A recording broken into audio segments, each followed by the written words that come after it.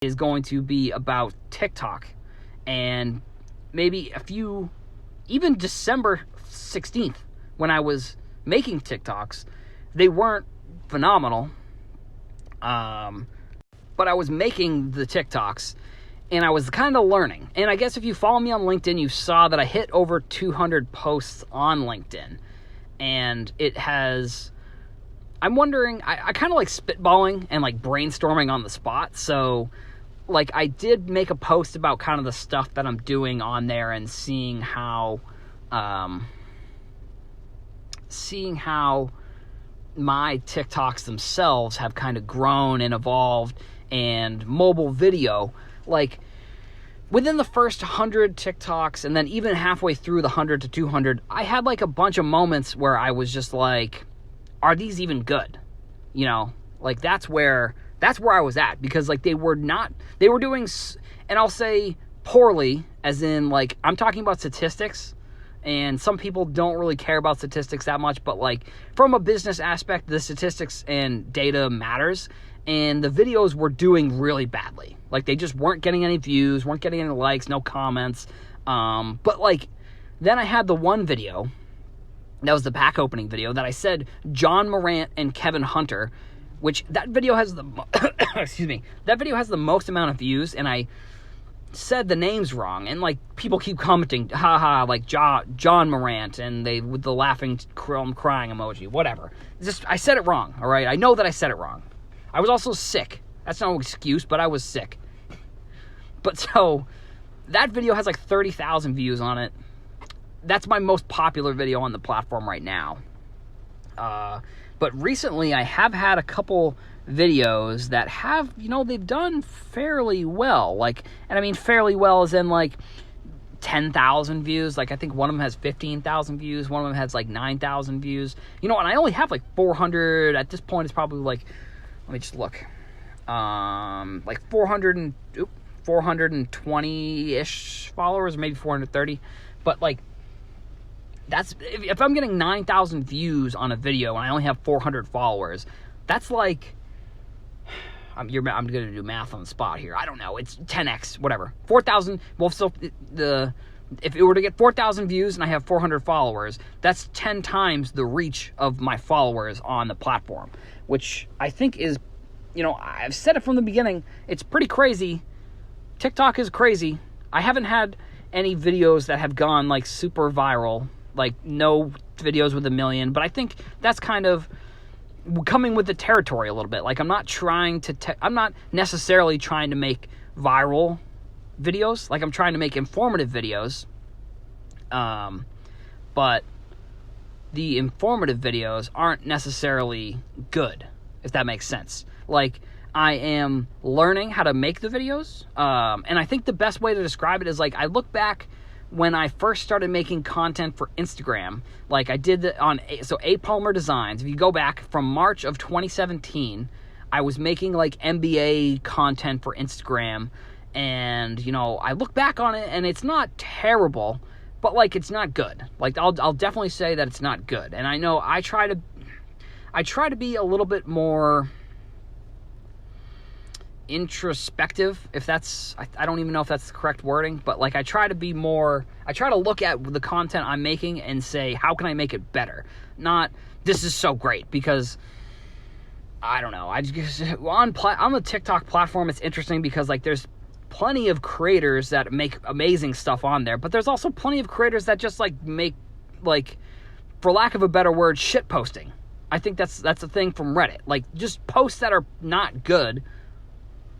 And I think it's because, I know Gary Vee has said this in the past, there's more consumers on the platform than there are creators. Like with Instagram, it's the complete opposite. Something with Instagram that's interesting is like, I'm going to compare Instagram and TikTok now. So you look at, like, I'm going to be talking about the Heroes for Sale accounts on those platforms. So like on Instagram, you can get 3 or 4 followers. You look at their profile. Some of them are private. Some of them you have a bunch of posts, but they're like they're the ones that are consuming the content. But they also have posts as well. Not necessarily like business related content, but like they have stuff. They have content that they posted on their platform, which I'm going to call it content. They might just call it pictures, whatever. It doesn't really matter. Not the point. But you go to TikTok, and I'll gain like a couple followers, and I'll go and I'll look at their profile, and they'll be following 3,000 people and have no posts. So I don't exactly know. I mean, realistically, it's because it's pictures and video. That's why they have no posts, essentially. And I don't know when that changes necessarily. Like, I think what'll end up happening will be that they'll have to add a feature, I think, on there that allows, not allows people to post stuff. Like, they'll have to add like a story feature, or like some sort of feature that's like pictures.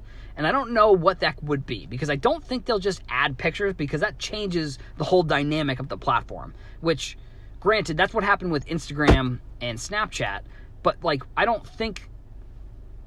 think they're in a place where they don't particularly want to totally flip the platform on its axis, or do a 180, which, with the growth of the platform, they obviously want advertisers to be able to come to the platform, which I heard this the other day, and I thought this was kind of interesting. I was watching a YouTube video. I've watched hundreds of YouTube videos, maybe not hundreds, but I've watched like at least 20 YouTube videos about how to get TikTok famous. And every single one is the same thing. It's post every day, use trending hashtags, do trends, and then that's it. That's like their 3 tips. And it's like, thanks, I really appreciate that. Because then the funny thing is they go, oh, and number 4, I have like this one post that has like 1 million views, and that's where I got all my followers. Or I have like 2 or 3 posts and that's where all my followers came from. Which, something that I think is a good thing with what's going on with my growth is that the growth is coming from the videos that are on brand, I guess, if that makes sense.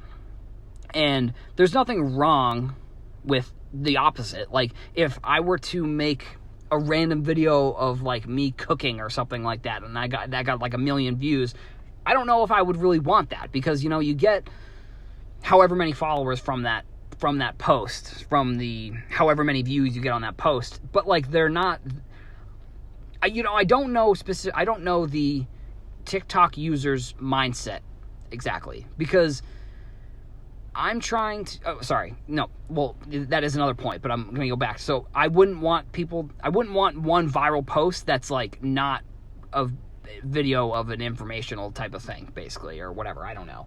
Because I want people to follow because they like the information, if that makes sense.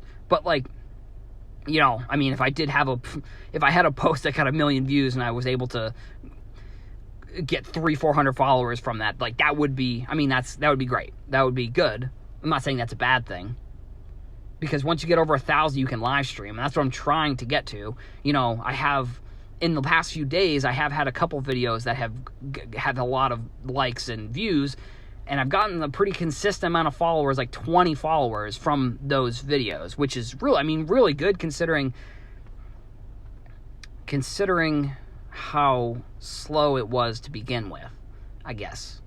And what was that other point that I was going to get at about getting a lot of followers or something? No, I don't remember. I should have wrote it down or something, but whatever. So basically, on the platform, I don't know, actually, I don't remember what the point the original point that I came back to, that I wanted to go back to now. But either way, so with TikTok, and this is kind of some of the stuff. So I did have an Instagram live like a couple weeks ago that like I talked about TikTok a lot, and I had a couple questions. Like, I think NJ Sports Cards was in there, and he was asking me a couple questions about TikTok and like kind of what I was doing and my mindset about that.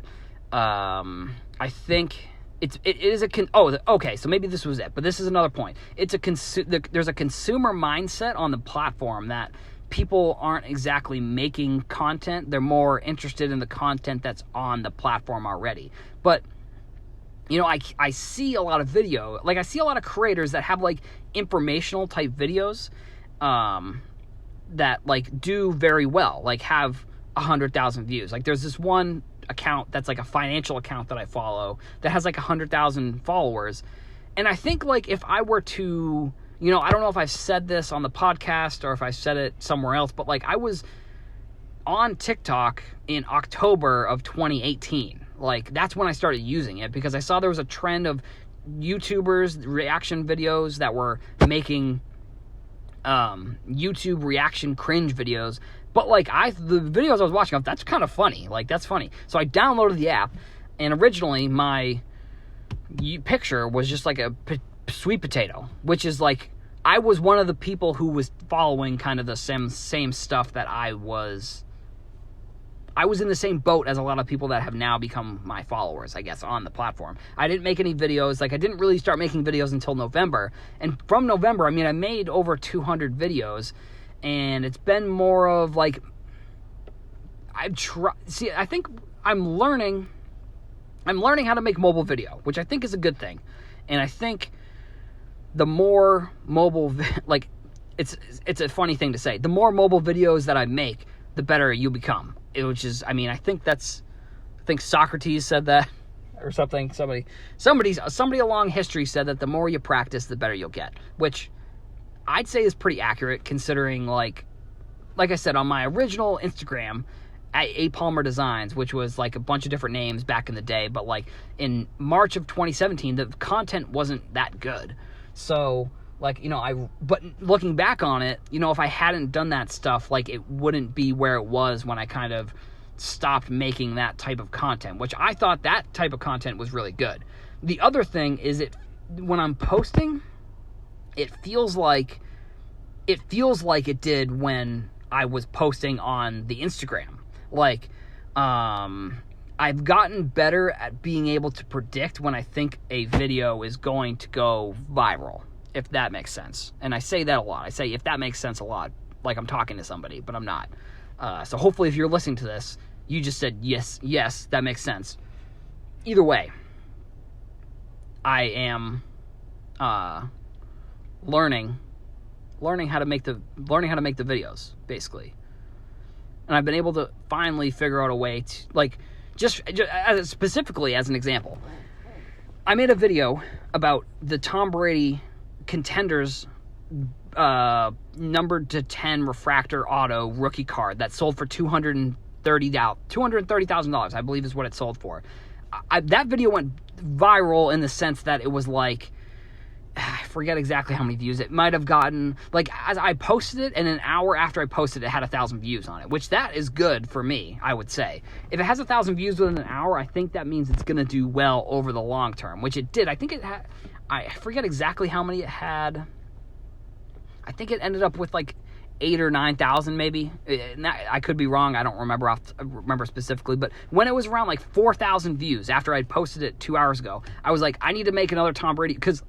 This also kind of was lucky because another Tom Brady had sold the day after I made the video. And it was just the regular Contenders auto. It was a PSA 10, but it sold for $135,000. So, you know, I got kind of lucky there. But I knew, at least I had intuition that because that one Tom Brady card the one video about the Tom Brady card went viral, that another video about Tom Brady card would do well, and it did. So that got me thinking about, like, how can I use that concept and turn it into, like, how can I scale that concept? So, and I don't know if this is like something that's known or whatever, but like I kind of constructed this concept in my mind, and I'm going to call it this, and I'm sure other people have called it something different, but I'm going to call it the top-down process. So, or the top-down concept. Actually, I don't exactly have a name for it. But I'm starting from top down. So I'm going to go, one of my plans for the next, I'm back from vacation, like I said, so one of my plans for the next few days will be to record a video about the Mike Trout card that sold for $400,000, which I would say, I think the video will do well. The other thing about TikTok is, when you talk about, like, money, and I consider, like, flexing content, like, content that is about something that's expensive, I've noticed that type of content does a little bit better.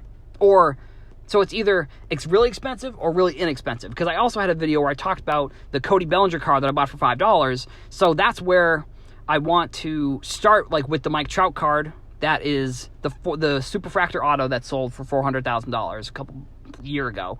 And then from there, if that does well, I'm going to make smaller videos about Mike Trout cards, because I know that player, because hypothetically that card, if that video does well, then, and if I get like if I get however many followers, 20 followers from that, that means 20 people are now interested in videos about Mike Trout.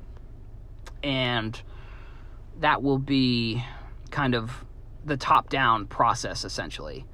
And that's where I came up with kind of getting my... and I don't know if this will work either. This is the other thing. Like, I'm still trying to learn how to create even mobile video. And something that I was thinking about the other day was how do you, like, make a good video? Like, it's weird to think that, but, like, I've noticed that the newer videos that I've been making have done better.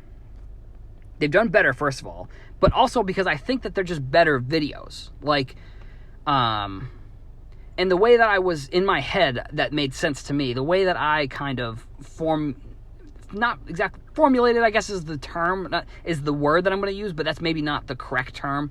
How I structured the video is sort of like a joke. You know, you have like build up and then you have the punchline. But like, I think there are other aspects that I need to be adding in. And I think I want to do a little bit more research on like people who tell jokes. So like comedians, that's their names. And I want to hear them talk about how they structured jokes, because I think that's going to help with the video. Because like you look at it and you say, I guess if the video has to have like a thing. It has to have a punchline. So like the punchline has to be the piece of content or the piece of information that's the most important, I guess. And this is based off of like listening to Joe Rogan essentially talk about comedy and how he's talked about it. I'm using kind of some of the terms that I think I've heard him say in the past. So like the piece of content, if it's structured like a joke, that means it has to have a punchline. So that's what I'm trying to figure out. With the punchline, what does the punchline have to be? Like, does it have to be the piece of information that I'm trying to communicate, or does it have to be funny, or does it have to be bland and dry? Like, does it have to be, like, for example, like, if I made a video about the PSA 10 Zion Williamson card, is the punchline the PSA 10 Zion Williamson sold for $500, or is that the lead up? And then the punchline is something like, I think that the cards will go down. So it's all kind of, it's in my head, some of the stuff makes sense, and maybe I'm hoping that saying it out loud makes sense to somebody else, I guess. Because I don't know, and maybe someone can help me here. Maybe saying it out loud and getting this on the podcast, someone will be able to say, like, yes, you are correct, or no, you're incorrect, and you should think about it this way, which I would like. I mean, that would be great. Like I said, there's tons of informational types of accounts on TikTok that make informational content, and at first I was just basically trying to copy their format exactly, but like, I guess I wasn't doing it technically correctly because the content wasn't doing well, and I couldn't figure out why it wasn't doing well. I didn't know if like the subject was boring, or if like, you know, it was back over Thanksgiving, I was talking to my family about this, and I was like, I'm making these videos, but like nobody likes them.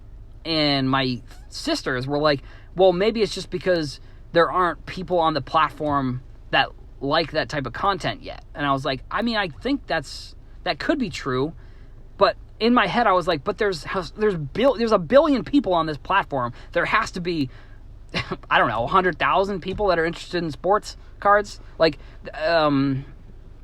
For Life Trading Cards is one of my buddies, Sasha.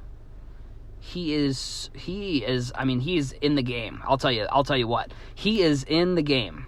He is trading. He's buying LeBrons. He's buying Lukas. He's crazy. He's a crazy man out there in Cali. And he has like 3,000 followers on TikTok. So I've talked to him about TikTok a couple of times, and he's like, yeah, I like the content. And I have also put this out. I'll put it out again. Maybe if you're listening to this podcast and you have some time and you want to help me out, this will be my call to action. We'll finish the podcast here, and this will be my call to action. I would appreciate it if even one of you were to go to my TikTok, look at the content, tell me what you think, reach out to me on Instagram, because that's where I'm at most of the time. I'm always checking DMs there. Because I want to make, basically what I'm trying to do is I think the one thing about TikTok also that has become interesting is that I'm trying to make content for people who don't know as much about sports cards. I think because on Instagram, I'm making content for people who know a lot about sports cards, but I think what's ended up happening here is that the content that I made on Instagram is helping me because it's helping me with smaller tips that's going to help with my TikTok content, if that makes sense. Also, 2020, I'm making a resolution. I'm going to try and stop saying that on the podcast, if that makes sense. That's the term I'm going to stop saying that. But so, I mean, yeah, that's all I got. And this is a long, I might even cut this. This is 21 minutes. I might even just cut this and make it into its own podcast because this was crazy or something. I don't know, some other piece of content. But yeah, call to action for this one. Don't even follow me on Instagram. Don't even follow me on Twitter. Don't go to my LinkedIn. Go to my TikTok, and then if you could, reach out to me on Instagram and let me know what you think of the content because I'm trying to make it better. And if, even any insight I think would help because, I think the consumer, I feel like I know the direction that I'm going in, but sometimes I feel like maybe I'm going in the wrong direction and I don't even realize it. I think, I don't know if you guys know who Tai Lopez is, but he has this one quote where he says like, if you're an entrepreneur, you can learn from the past. And you could go if you're starting at the North Pole, you could go west and go all the way around to your destination and go all the way around the world and circle all the way around. Or if you were to just have gone east, you'd get to the same destination, but in half the time because you decided to go all the way around instead of just going the other way. So, maybe somebody's insight will direct me in a different way that'll show me. So if you could do that, go to my TikTok and just look at it and let me know what you think. I mean, that's my call to action for this podcast.